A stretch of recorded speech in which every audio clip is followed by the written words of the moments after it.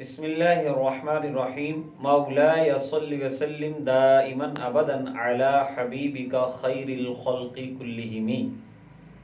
شعبان المعظم اسلامی کیلنڈر کا 8واں مہینہ ہے، جس کے بعد رمضان المبارک رحمتوں کا موسم بہار 9ویں نمبر پر آتا ہے۔ آپ یوں سمجھیں کہ جیسے بارش سے پہلے رحمت بھری ہوائیں چلتی ہیں، بشرم بین یدی رحمتی، جو یہ خوشخبری دیتی ہیں کہ میرے بعد چھما چھم رحمتوں کی بارش ہونے والی ہے، اسی طرح ماہ شعبان بھی ان ہواؤں کو لاتا ہے جو اس طرف ہمیں توجہ دلاتی ہیں کہ اب رحمتوں بھرا مہینہ ماہ رمضان آیا چاہتا ہے۔ یہی وجہ ہے کہ سلف صالحین اور بزرگان دین ماہ شعبان سے ہی مستعد ہونا شروع ہو جاتے تھے اور اپنے کام کاج سے فارغ ہونے کی کوشش کرتے تھے تاکہ ماہ رمضان میں اچھی طرح روزے بھی رکھے جا سکیں اور تلاوت و عبادت میں بھی مصروف رہا جا سکے۔ ماہ شعبان المعظم کے حوالے سے نبی کریم صلی اللہ علیہ وسلم کا یہ ارشاد مبارک الجامع الصغیر میں موجود ہے، شعبان شہری اور رمضان شہر اللہ۔ شعبان میرا مہینہ ہے اور رمضان اللہ کا مہینہ ہے۔ نبی کریم صلی اللہ تعالی علیہ وسلم کے ساتھ نسبت ہونے کی وجہ سے اس مہینے میں ایک تو کثرت سے ہمیں درود و سلام پڑھتے رہنا چاہیے، اور اس کی ایک وجہ اور بھی ہے۔ امام احمد بن محمد قسطلانی جو کہ بخاری شریف کے شارح بھی ہیں، وہ یہ لکھتے ہیں، جس کا مفہوم یہی ہے کہ یہ جو آیہ کریمہ ہے ان اللہ وملائکتہ یصلون علی النبی یا ایھا الذین آمنوا صلوا علیہ وسلموا تسلیما، سورہ احزاب کی آیت نمبر 56، جس میں درود پاک پڑھنے کا اور سلام پڑھنے کا حکم ہے، یہ بھی ماہ شعبان المعظم میں نازل ہوئی۔ تو ایک لحاظ سے یہ درود پاک کا مہینہ بھی ہو گیا۔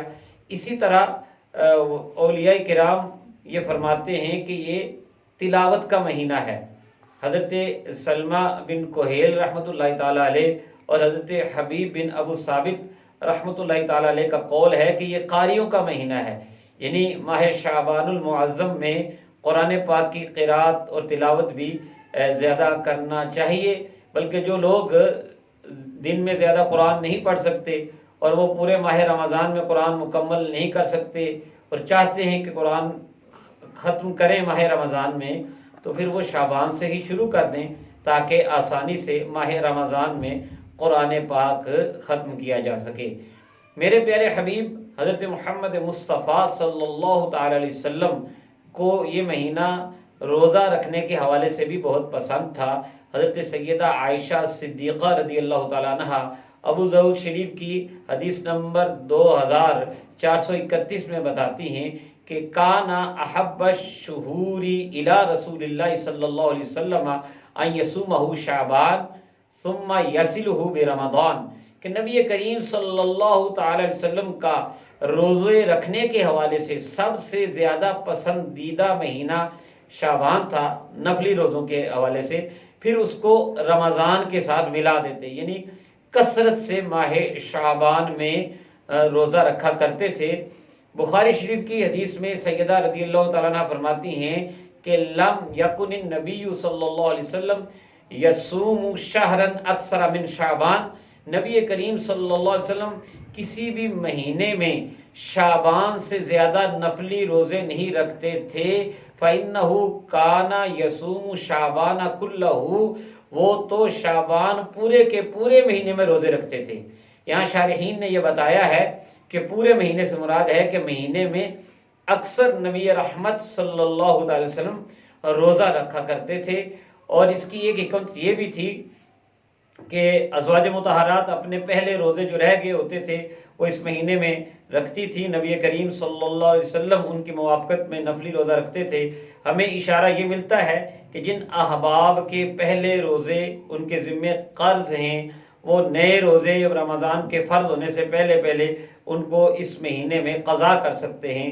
اگر نفلی روزہ رکھنا ہے تو نفلی کی نیت ہوگی، قضا رکھنا ہے تو قضا کی نیت ہوگی، دونوں کی اکٹھی نیت نہیں ہو سکتی۔ بہرحال یہ اس لحاظ سے بھی بڑا بہتر ہے، اور نبی رحمت صلی اللہ تعالی علیہ وسلم نے یہ بھی فرمایا، حضرت اسامہ بن زید رضی اللہ تعالیٰ عنہما نے جب آپ سے یہ پوچھا کہ میں اکثر دیکھتا ہوں کہ آپ ماہ شعبان میں زیادہ روزے رکھتے ہیں، اس کی کیا وجہ ہے؟ تو نبی پاک صلی اللہ تعالی وسلم نے فرمایا کہ یہ مہینہ رجب اور رمضان کے درمیان ہے، لوگ اس کی اہمیت سے غافل ہیں۔ اس مہینے میں بندوں کے اعمال رب کی بارگاہ میں پیش ہوتے ہیں، میں یہ چاہتا ہوں کہ جب میرے اعمال پیش ہوں تو میں روزے سے ہوں۔